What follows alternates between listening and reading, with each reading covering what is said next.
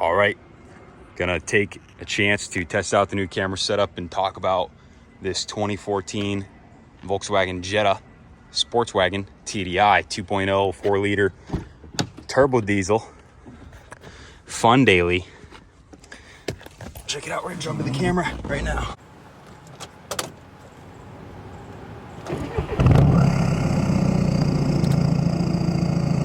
All right, here we are. 2014 Jetta turbo diesel sports wagon, 6-speed. Friend of mine sent me a link on Facebook Marketplace. This was listed for like $3,500. Was in a front end collision.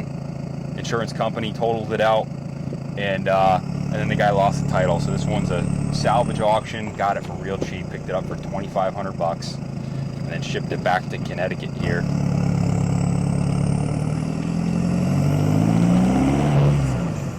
This one is a bone stock aside from a Stevenson DPF delete kit, so emissions is gone. It also has a custom tune by a unnamed tuner. But it runs real clean. I've been dailying this for, well, about 3 weeks now, and I wanted to take a second to talk about the Jetta platform. We're rocking at like 50 miles per gallon. Outrageous MPG, super efficient. This is really like an enthusiast daily. So it is front wheel drive. It is, it's a 2-liter.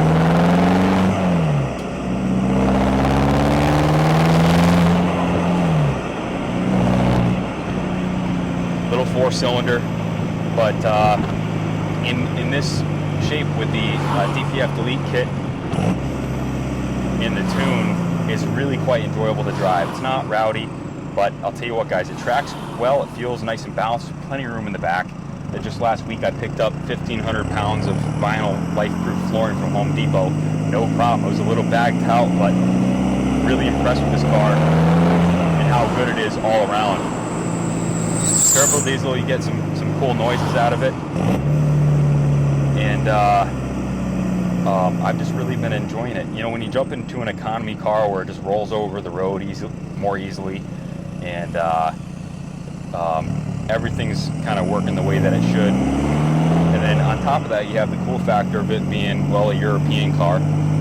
It's a wagon, 6-speed, and it's a turbo diesel. So it's definitely a conversation starter, definitely an enthusiast car.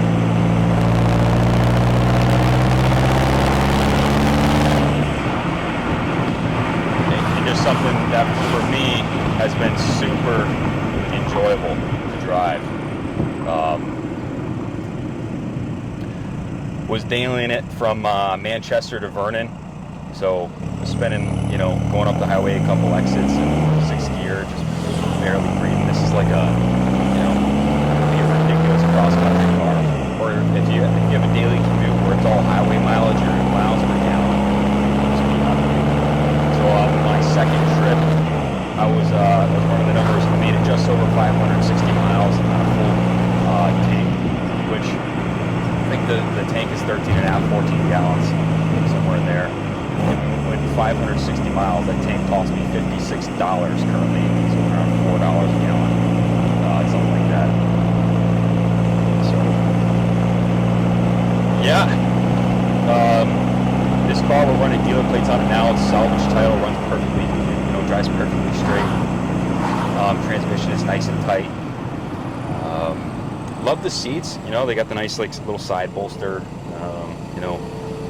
I think the market is somewhere in the realm of 8,000 to 12,000 for real clean, low mileage ones, but not too many weak points on these. Weak timing belt is an issue. You want to make sure that you do the time belt at 100,000. But this car, I bought it, and I literally haven't even changed the oil. I've driven it, I think, like 3,000 miles. Maybe a little overdue for an oil change at this point, but haven't done one thing. Well, I put a battery in it. That was it. But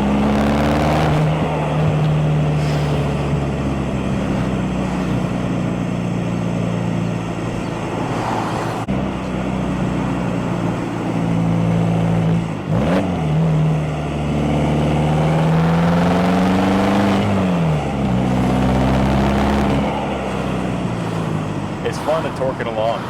You know, the boost kicks in around 1800 RPM, and you carry it up to around 28, and then she signs off. But it's a really enjoyable power curve. It's not a car that likes to be revved out to the moon or anything like that.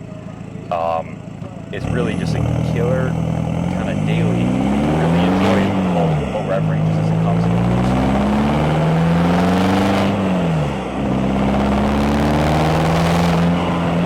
And after all, it does, in some instances, I'm sure with the right wheel and tire setup, can lend itself to some spirited driving.